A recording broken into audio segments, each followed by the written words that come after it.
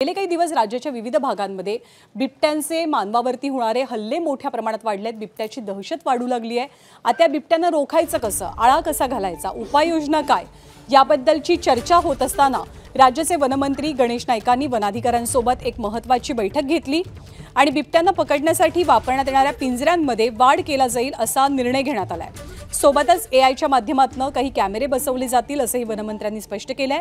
तर काही बिबट्यांना थेट वनतारामध्ये पाठवलं जाईल असं नाईकांनी सांगितलंय आणि या उपाययोजनांसाठी हालचाली सुरू झाल्याचंही त्यांनी म्हटलंय। दरम्यान बिबट्यांची नसबंदी करण्याची परवानगी मिळाल्याचं स्पष्टीकरण गणेश नाईकांकडून देण्यात आलंय। केंद्र सरकारच्या वन्यजीव विभागामधून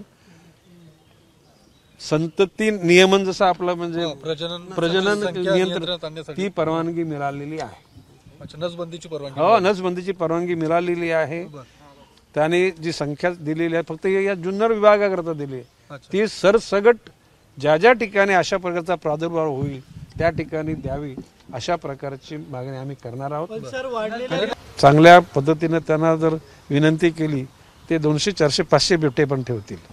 आता वन विभागामधून केंद्र सरकारच्या मधून अंतिम टप्प्यामध्ये ते वनताऱ्यामध्ये पाठवण्याकरता हालचाल झालेली आहे आणि एक 10-12 दिवसांमध्ये तो आदेश येईल। त्याच्यानंतर वनताऱ्यामध्ये पाठवले जातील। एबीपी माझा, उघडा डोळे बघा नीट।